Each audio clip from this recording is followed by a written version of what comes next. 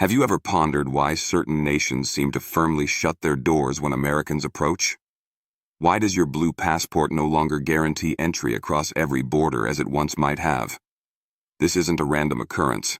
It's not solely driven by political maneuvers. And crucially, it isn't always about ensuring safety. Some countries have established strict boundaries, and policies from the Trump era certainly played a role in solidifying these stances. The world has seen numerous significant events unfold recently, and it's time we delve into them. From travel restrictions that ignited global discussions to fractured alliances and escalating international friction, the consequences are far from over. Their impact continues to ripple outwards. Therefore, if you assume you can simply reserve a flight to any destination without a second thought, perhaps reconsider. Because these 10 countries, influenced by a complex web of factors including past policies and current events, have made it exceedingly difficult, almost impossible in some cases, for Americans to visit. We'll explore the reasons behind these restrictions, and stick around until the end, where we'll draw some important conclusions based on these developments.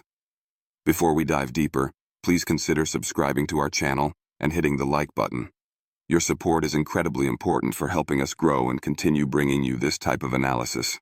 Now, we understand that the world of international travel and geopolitics can be complex. That's why we break it down for you.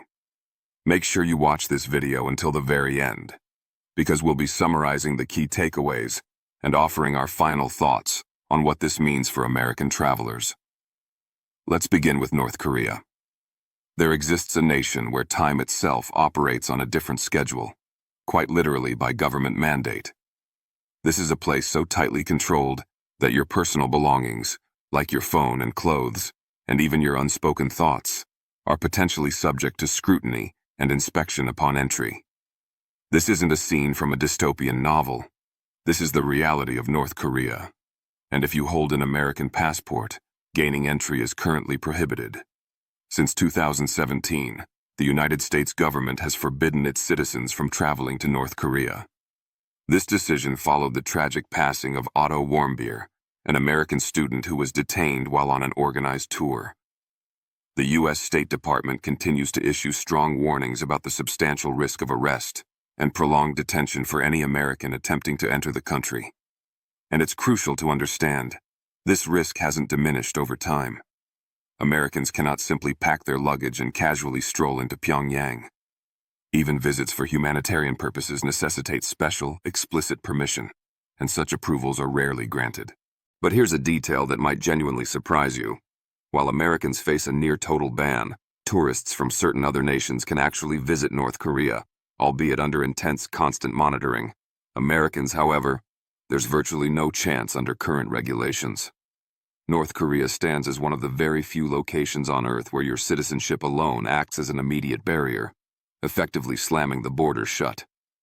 You might be astonished by what other countries are on this list and the reasons behind their restrictions. Next up is Iran. Have you ever attempted to book an international trip, only to discover that your entire nationality is the primary reason your visa application is likely to be rejected? Welcome to the reality for Americans considering travel to Iran. Citizens of the United States face more obstacles entering Iran than almost any other nationality on the planet. Diplomatic relations between the two nations have been strained, often described as rocky, for decades. However, tensions reached a critical boiling point during the Trump administration. The 2017 travel ban explicitly listed Iran among several countries subject to severe entry restrictions for their citizens wishing to enter the U.S., which often leads to reciprocal actions or heightened scrutiny. Furthermore, friction escalated dramatically after the United States withdrew from the Iran nuclear deal, formerly known as the Joint Comprehensive Plan of Action, or JCPOA, in 2018. What's the outcome of all this? Americans remain effectively barred from easy entry. Even professional journalists and academics encounter significant hurdles in getting their visits approved. As for standard tourist visas, they are exceptionally difficult, almost impossible, for U.S. citizens to obtain. And here's a sobering thought. You might not even be able to leave easily if you somehow manage to get in. There have been instances where U.S. citizens, including dual nationals, face arrest and detention. The U.S. State Department maintains a level 4, do not travel advisory for Iran, explicitly warning against all travel due to the risk of wrongful detention. Think about that. A country brimming with ancient history, breathtaking architecture, and a dynamic, vibrant culture. Yet for an American traveler, it might as well be located on another planet due to these deep-seated political issues and security concerns. Consider Libya. Are you picturing your next travel adventure? Now imagine arriving at an airport that is barely functional, where the city itself is fragmented, divided among various armed groups who refuse to recognize each other's authority. That's precisely the situation you could encounter in Libya, assuming you could even gain entry in the first place. For Americans, Libya is essentially off-limits. The U.S. Embassy in Tripoli ceased its operations back in 2014 amidst escalating violence and instability, and it has not reopened since. Why the closure and the continued restrictions? The reason is stark. The entire nation has fractured. Competing governments vie for control, militias dominate major cities, and incidents like explosions and kidnappings frequently make international news, when reporters are courageous enough to cover them from such a dangerous environment. But guess what? Despite the extreme risks, some individuals, such as contractors, aid workers, and journalists, still attempt to enter Libya. And every single one of them is explicitly warned by the U.S. government. You are entirely on your own. The United States government has no personnel on the ground to provide assistance. There are no established evacuation plans, no embassy doors to seek refuge behind. If circumstances deteriorate further, which they frequently do without warning, there's no official U.S. cavalry coming to the rescue. If you need some statistics to underscore the danger, Libya holds a level 4, do not travel advisory from the U.S. Department of State, the absolute highest warning level possible, and this designation is entirely justified. Foreign nationals, particularly Americans, have been specifically targeted for violence and wrongful detention, whereas some individuals have been held captive for weeks, even months, without any formal charges or means of communication. And even if you believe you're merely visiting for tourism, it's crucial to understand that there is no such thing as a genuinely safe tour in Libya. There are no properly regulated travel agencies offering secure passage, no reliably safe accommodations, and absolutely no guarantee that the road you're traveling on won't abruptly become a conflict zone. The unpredictability is overwhelming. American passports offer little protection here. In many parts of Libya, carrying one could unfortunately make you a target. There's no simple visa on arrival, no straightforward application process. Entry requires special approvals from authorities who often don't recognize each other's legitimacy. What one faction deems approved, another might consider illegal. Libya isn't just off the typical tourist path. It's a complete no-go zone for U.S. citizens due to the pervasive instability and extreme danger. Let's talk about Syria.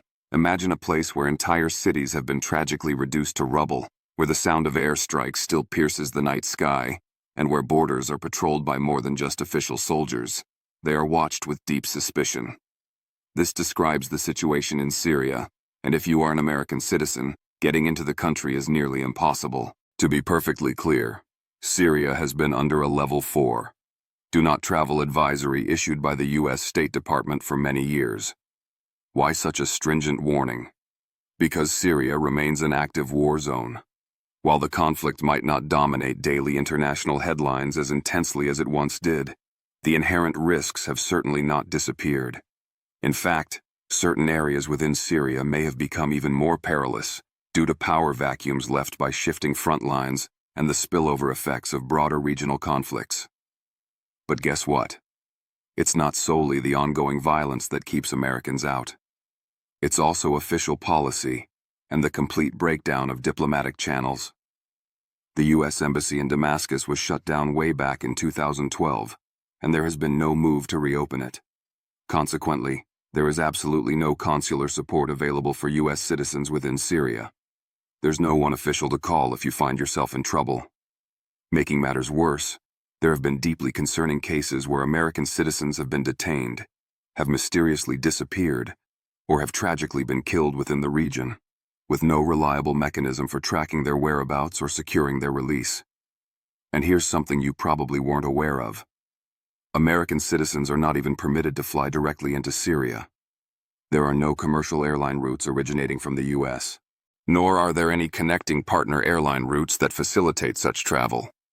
The only conceivable way in would be to attempt entry overland through neighboring countries like Lebanon or Turkey. And even then, you face a significant risk of being turned away at the border, or worse, detained right there. Still believe this is just overblown media fear? The Syrian government itself has a documented history of detaining U.S. citizens, sometimes seemingly as political pawns. Some individuals have vanished without a trace. Human rights organizations continue to raise alarms about the dire situation. Even professional journalists and essential aid workers face extreme scrutiny and danger. Your digital footprint alone could be enough to get you flagged. Posting anything critical of the regime or U.S. foreign policy related to Syria puts you at immediate risk. Furthermore, the country's infrastructure is largely non-existent in many areas. Hospitals, roads, and basic services have either been destroyed by bombing or are now under the control of various militant factions. Don't expect your GPS to work reliably either. Communication networks are often down, and some areas are entirely off-grid. What amplifies the danger is the deceptive sense of calm that might exist in certain zones. Just because a city isn't currently under active bombardment doesn't mean it's safe. Arrests can occur for simply carrying the wrong document, taking a photograph deemed suspicious, or just being in the wrong place at the wrong time. For Americans, Syria is unequivocally a hard stop. The risks dramatically outweigh any potential reason for visiting. Every single factor points towards avoiding the country entirely. Now, consider Yemen. What if the State Department didn't just advise against travel, but explicitly ordered U.S. citizens to leave immediately? No delays permitted, no exceptions granted. That isn't a hypothetical training drill. That's the real and urgent directive concerning Yemen. This isn't your standard travel advisory. This signals full-blown chaos. Americans are essentially banned from traveling to Yemen, and for overwhelmingly compelling reasons. A devastating civil war has tragically torn the country apart since 2014, and each passing day introduces new layers of danger. The country faces a barrage of threats. Airstrikes are frequent, kidnappings are a constant menace, drone activity is pervasive, and armed clashes between various factions erupt without any warning. And guess what? There is no functioning U.S. embassy within Yemen to offer assistance. It closed its doors years ago due to the escalating violence and has never reopened. If you're an American and somehow find yourself in Yemen, you are completely isolated. There is no official help coming, no designated safe zone to retreat to, and no emergency hotline to call for U.S. government aid. Yemen is classified as Level 4. Do not travel by the U.S. government. And frankly, that description might be an understatement. The advisory covers a terrifying spectrum of risks, ranging from terrorism and health crises to the severe threat of arbitrary detention. Even established humanitarian groups that once operated extensively in Yemen are withdrawing their personnel. Why? Because the situation is just that volatile and unstable. But here's something that might truly shock you. Despite the extreme peril, some Americans still attempt to travel to Yemen, often driven by urgent family reunification needs or critical aid work. Tragically, they often end up caught in a terrifying nightmare. The Houthis, who control significant portions of the country, have a documented history of detaining foreign nationals, using them as bargaining chips, or worse. Many of these detentions never even make the international news cycle. If you're contemplating flying in, simply don't. Commercial flights are practically non-existent. Airports have been destroyed, blockaded, or seized by militias. And even if you manage to land, what then? There are no reliable taxis, no security guarantees, and no safe way to navigate the countless checkpoints controlled by various armed groups. Need medical assistance? Hospitals are either overwhelmed by the conflict or have been bombed out of service. Clean water is scarce. Basic services are in a state of total collapse. Don't even consider using credit cards. They're essentially useless there. Every corner of Yemen presents extreme danger for outsiders, especially for Americans. It's not just a matter of bad timing. It's a grave matter of potentially not making it out alive. Let's move to Somalia. Do you believe pirates only exist in adventure movies? Think again. There's a nation where pirates still actively hijack vessels off the coast, where warlords effectively govern entire neighborhoods, and where terrorist groups control vast swaths of land. That place is Somalia. For American citizens, gaining entry into Somalia is almost impossible and extraordinarily dangerous. The United States does not maintain an embassy in Somalia. The last time it did, the staff had to be evacuated in a full-scale military rescue operation back in the early 1990s. Since that time, tragically, little has fundamentally changed regarding the security situation, except that the dangers have arguably intensified and evolved. This country is designated Level 4, do not travel, and for very good reason. Al-Shabaab, a violent extremist group affiliated with Al-Qaeda, operates with alarming freedom throughout much of the region. They have repeatedly targeted hotels, government buildings, and tragically, even civilians. You'd be shocked by how frequently attacks occur that never even reach international headlines. But guess what? The threat isn't limited to terrorism. Crime is rampant. Kidnappings are disturbingly common. And foreign nationals, especially Americans, are often viewed as high-value targets. If you aren't held for ransom, you might simply disappear without a trace altogether. And consider this sobering fact. Somalia's infrastructure is virtually non-existent in many areas. There's no stable power grid, no reliable cellular service, and in some regions, absolutely no rule of law to speak of. If something goes wrong, you won't be calling the police, because a functioning nationwide police force doesn't effectively exist in the way it does elsewhere. Traveling between cities? Forget about it. Roads are often controlled by various armed groups, and checkpoints manned by unpredictable militias can appear overnight. Just crossing a town can quickly escalate into a life-or-death gamble. Even the capital, Mogadishu, which is considered relatively more stable than other parts of the country, remains riddled with danger. Bullet holes scar buildings, armored vehicles patrol the streets, and neighborhoods can shift from seemingly safe to hostile in a matter of hours. And here's the most startling part. American passports don't grant special treatment or protection. In fact, carrying one might attract the wrong kind of attention. There are credible reports of Americans being followed, questioned, or worse, just for appearing in the wrong place. Somalia isn't just off the beaten path. It's off every conceivable map of safe travel. For U.S. citizens, it is one of the most forbidden and dangerous countries on Earth. Picture Venezuela. Imagine waking up to the news that your money has lost 99% of its value almost overnight. Your entire paycheck isn't even sufficient to buy a basic meal. You can't trust the government, the power grid fails for hours or days at a time, and you find yourself stuck in a country where essential necessities, food, clean water, health care, are incredibly scarce. Does this sound like a dystopian nightmare? Unfortunately, this is the daily reality for many in Venezuela. Let's be blunt. Venezuela is in a state of freefall. You might be shocked at how rapidly this nation, once one of the wealthiest oil producers in the world, descended into becoming one of the most dangerous and economically unstable countries globally. Inflation? It has reached astronomical levels, rendering the local currency, the bolivar, practically worthless, sometimes compared to monopoly money. A simple package of basic supplies can cost more than an entire month's wages for the average citizen. And here's the kicker.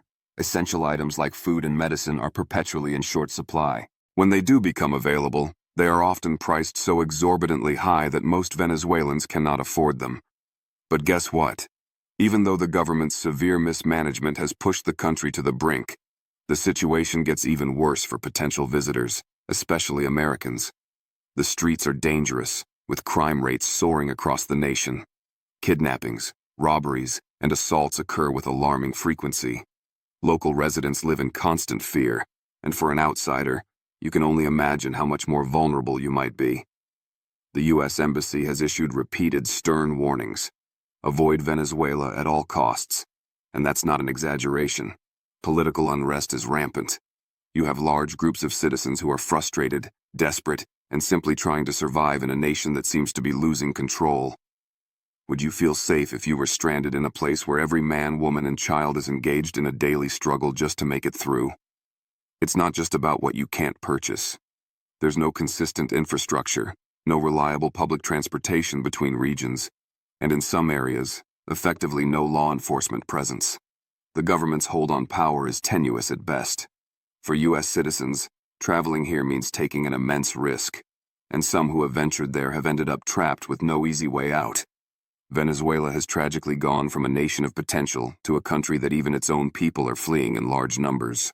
And if you're an American considering a visit, think twice, maybe 3 times, because you won't just face the inherent dangers, you'll be caught in the wreckage of a nation teetering on the edge. Finally, let's discuss Cuba. You might picture Cuba as a tropical paradise, right? Sun-drenched beaches, world-renowned cigars, and smooth rum. It sounds idyllic, doesn't it? But here's the unvarnished truth. Cuba is a land of stark extremes.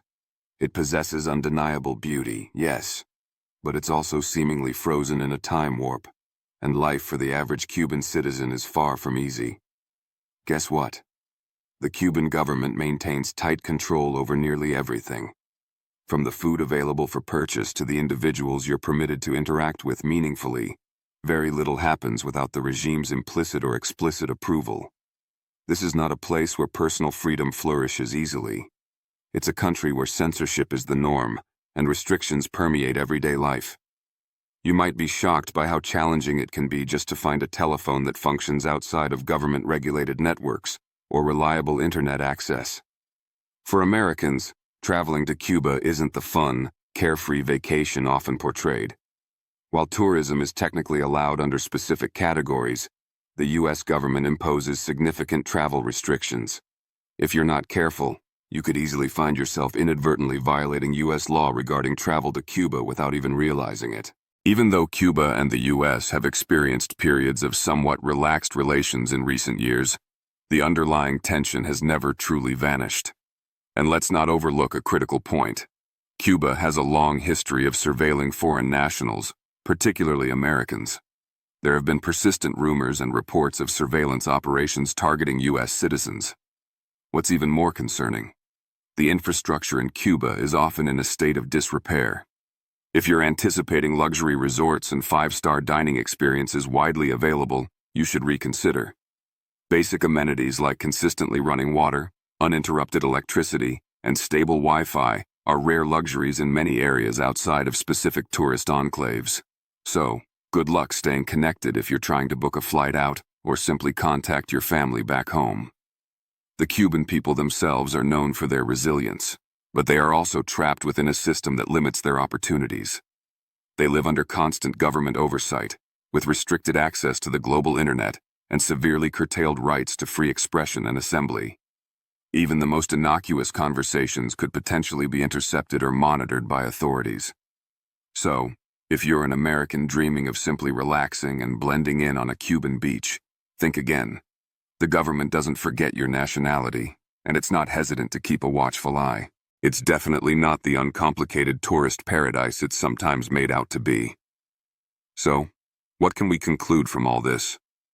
The world map for American travelers has undeniably shifted. The power once associated with a blue U.S. passport isn't as universal as it perhaps once was.